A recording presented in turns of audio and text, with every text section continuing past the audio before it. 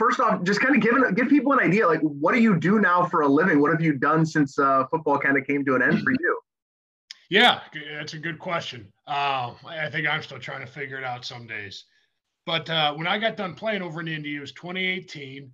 And, kind of figuring out what was next. So I took a year off, got physically healthy, dumped a bunch of the weight. Obviously, playing offensive line requires a few extra pounds. So physically getting healthy was my first priority.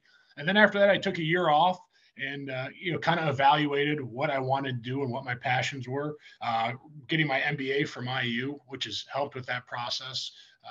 And then I sold commercial real estate for a couple of years over in Indianapolis before my dad here in town gave me a call and said, "Hey, I'd love for you to come learn the family business, which is title and escrow, Midland Title and Escrow." So I've been really lucky. Moved home here in February. They had quite the machine running here, so it was a soft landing for me to be able to come home. Great time to learn the business, and obviously working with family is what fires me up nowadays. So. I always say title insurance isn't the most exciting and riveting thing in the world, but, working with my family is what really fulfills me. So that kind of catches you up. It's not the most exciting thing, but it's where I am, and I'm really happy about it. Oh, it's good, man. It means you're in the real world. You're out there working. It tells people football doesn't last forever. I appreciate that. Kind of give me an idea, when this week rolls around, it's Michigan-Ohio State week. Does it make you kind of miss football a little bit when this week in particular rolls around? Yeah, absolutely. I mean, you hear it all year, the biggest rivalry in all of sport. And, I had coaches that made sure that was said many times during the calendar year. So it's kind of been drilled into me, and that's not something that you just forget about or lose when you stop playing football. I've been down to Columbus for a few games this year, and the atmospheres have been great, but this game, it all gets stepped up a level, and it's up in Ann Arbor this year. It's at the big house. It's going to be a hostile environment for the Buckeyes. They definitely have a target on their back, but it should be a great game to pull the records out here. The last 2 weeks for Ohio State. The game has been over pretty close to before halftime, so and this one won't be like that. This is a rivalry game. Everything gets tighter, and throw the records out, and I'm excited to watch it. What is this game actually like to physically be part of?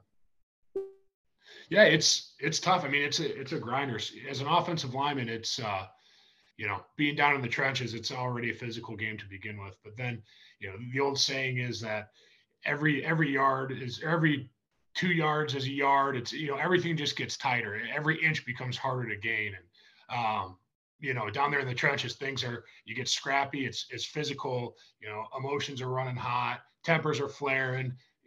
There could be some extracurriculars or things said, but, that's what adds to the rivalry. That's why this game is what it is. And it always will be. It's just because the players come and they got to have their best stuff, and mentally, physically, and whatever else, you really got to be buttoned up and tight for this one to make sure that when you go out and you perform, it's at the highest level. The best players, we always said at Ohio State, the best players play their best football against Michigan. And I think you look at the history of the game and who gets held in those highest regards as far as great players, and the great ones always performed well in this game. Just kind of give me an idea. How does this thing play out? I think I know which way you're leaning, but kind of give me an idea how this game plays out. Yeah, being an alumni and a guy that played for Ohio State, the right answer for me is to say I think the Buckeyes are going to roll, and that's what I truly believe.